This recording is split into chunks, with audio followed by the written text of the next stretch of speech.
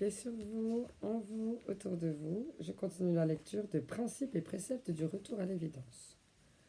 Alors, je suis arrivée du bagage et du régime. Donc 55. Dans ton rouleau, tu ne porteras rien qui ne soit nécessaire. Tu apprendras aux frais de ta fatigue la science du nécessaire. Pesant et repesant à chaque pas tout ce que tu possèdes. Tu jugeras à sa valeur la légèreté du dépouillement acquis. 51. Non, 56. Comme le roi porte couronne, le va-nu-pied porte soleil en tête. Même s'il te devient couronne d'épines, toi, dédaigne tout autre couvre-chef. Comme le roi porte couronne, le va-nu-pied porte soleil en tête. Et même s'il te devient une couronne d'épines, toi, dédaigne-toi de tout autre couvre-chef. Sois chaussé de sandales légères. Un jour tu les jetteras dans un fossé, tu toucheras du pied le fond de l'évidence. Passe-toi de miroir. Portant la main à ton visage, tu rencontreras une écorce étrangère et hirsute. Ne te connaître pas, ne pas te plaire, te sera un profit certain. Une haie épineuse de barbe te protégera bien des rêves folâtres. Passe-toi de montre. L'heure ne compte pas dans l'évidence. Tu te lèveras quand le soleil se lève, et quand il se couche, tu te coucheras. Tu mangeras quand ta faim aura sonné midi. Tu boiras quand une fontaine rafraîchira ta route. Tu arriveras quand Dieu voudra. N'aie pas peur, n'aie pas de hâte. Ne gâche pas du temps à te hâter. Dieu seul sait l'heure de ta mort et pour ton bien te l'a fait ignorer. Mange du pain, brun, dur et tel qu'il sache tenir tête à l'appétit. Bois le lait qui nourrit la pureté. Mords aux fruits qui est fraîcheur et force. Fais bouillir les légumes avec discrétion sans leur ôter leur saveur de verdure. Évite la cuisine grasse et lourde, les conserves ou les mets épicés, les fromages puants et le vin qui donne des torpeurs ou des légères thés menteuses. N'abuse pas du sel qui durcit les veines et fait vieillir. Refuse viande et poisson, et de jouir de ce qui a eu souffle de vie et l'a perdu avec douleur. Laisse les bêtes manger les bêtes. Bois de l'eau. Si ton goût est subtil, apprends à goûter l'eau et à distinguer les sources. Quand la soif t'aura penché sur la fontaine, ne te jette pas sur elle comme une bête, mais suspends le désir et goûte en pensant à l'évidence de l'eau. L'eau contient toutes les boissons comme le blanc triomphe sur toutes les couleurs. Celui qui a fait le tour des voluptés du monde sait que la chasteté contient tous les plaisirs. Et l'eau ne trompe pas la soif. Fille de poésie et sœur de délivrance, que ta pauvreté soit esquisse en toutes choses. Crains de garder en ta compagnie et de toucher avec tes mains l'objet de forme impure ou fait de vil métal. Chère te soit la chose utile dont la forme est déduite de sa matière et de sa fin, dont la fin ne tire pas la forme de côté, dont la forme s'accroche à la fin comme ta balance à son support. Véhicule à la main au travail et repos au regard qui s'y pose. Choisis la manche de ta hache telle que les nœuds du bois et la torsion des fibres tiennent au poing et prolonge le bras et, lissé par l'usage, se décore de ses propres striures. Compose le sandal qui satisfait ton pied, sied à la terre et mets ton œil à l'aise. Coupe ton pantalon dans le lin bleu ou dans le chanvre roux. Que le fil et le point des coutures lui servent d'ornement, et plus tard la teinte des pièces dont tu devras le recarreler.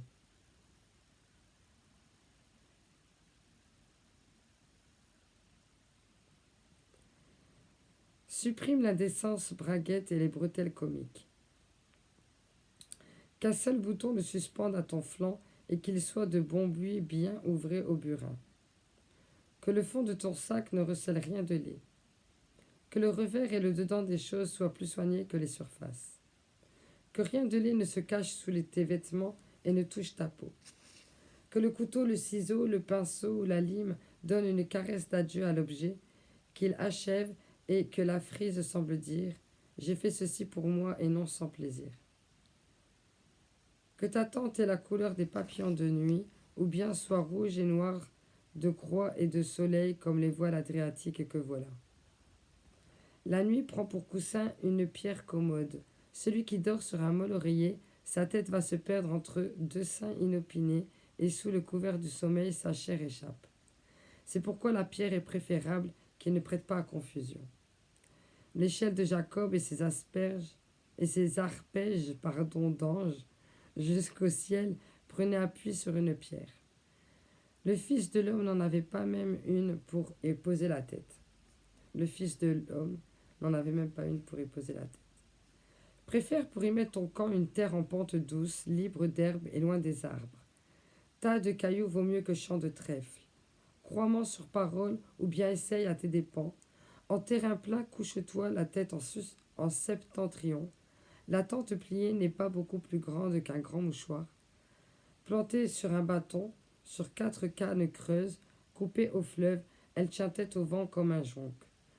À l'inverse, elle proteste avec un brave bruit. Mais si tu peux, ôte cette loque entre la nuit et ton sommeil.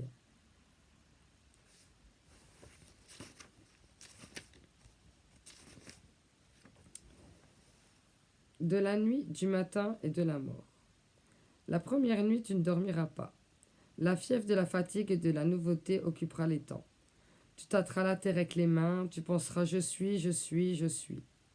Tu perdras le souffle pour les pailles, les thym, les menthes, le foin fané, les labours qui fraîchissent. Tu perdras la tête dans le ciel comble treillis d'étoiles d'arcades éternelles. Quel dommage de ne pas savoir le nom des étoiles.